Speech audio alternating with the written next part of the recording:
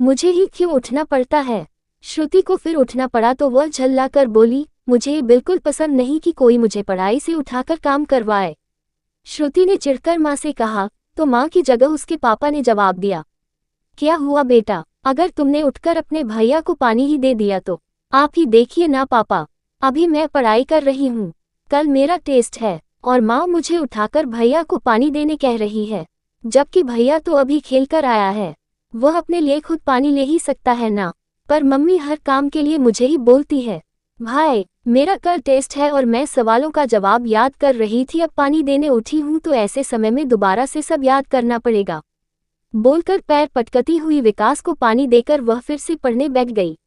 अब जबकि वह दोबारा अपना पाठ दोहरा रही थी कि पीछे से आकर विकास ने कहा, सुन प्यारी बहना, जरा मेरा बायो का ड्राइंग बना दे, तू तो जानती ही है कि मेरे से बायो का ड्राइंग बिल्कुल अच्छा नहीं बनता है। अब तो श्रुति और भी चिढ़ गई। उसने थोड़े गुस्से से कहा, भैया बस भी करो, अब आपका एग्जाम तो 2 दिन बाद है, पर मेरा तो कल ही है, ऐसे में अगर मैं आपके लिए ड्राइंग बनाऊंगी तो अपनी पढ़ाई कब करूंगी।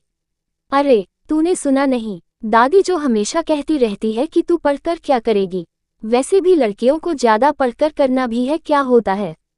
अब श्रुति का धैर्य समाप्त हो गया। उसने पीछे मुड़कर पहली बार अपने भैया को पलटकर जवाब दिया, ठीक है भैया, लड़कियां पढ़कर कुछ नहीं करती तो लड़के ही कौन सा तीर मार लेते हैं, ऐसा कौन सा काम है जो आजकल लड़कियां नहीं कर सकती। उद्धरण चिन्ह। अब विकास के पास कोई उत्तर नहीं था, वह बिल्कुल चुप हो गया और कहता भी क्या। उस दिन श्रुति ने आवाज उठाकर माँ और दादी को भी उनके पुराने दिनों की हद दिला दी थी। उन्हें भी याद आ गया कि कैसे उन्हें पढ़ाई पर से उठा दिया जाता था, और भी कई ऐसी ही यादें जिनमें उन्हें काम के बोझ तले लाद दिया जाता था। श्रुति की माँ ने उस दिन से निश्चय किया कि अब वह श्रुति और विकास में भेदभाव नहीं करेगी। वह अपनी बेटी के प्रति ममता और कर्तव्यबोध से भर उठी। श्रुति के लिए गर्म दूध का ग्लास लेकर उसके पास गई और उसके सिर पर हाथ फेरते हुए बोली, ले बेटा, दूध पी ले, और अब तुझे कोई पढ़ाई के बीच से उठाकर काम नहीं कराएगा।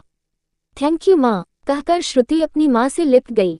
आज एक माँ सशक्त बनकर अपनी बेटी के साथ खड़ी थी और उसके ममता के साए में बेटी अपने उज्जवल भविष्य के सपने बुन रही थी।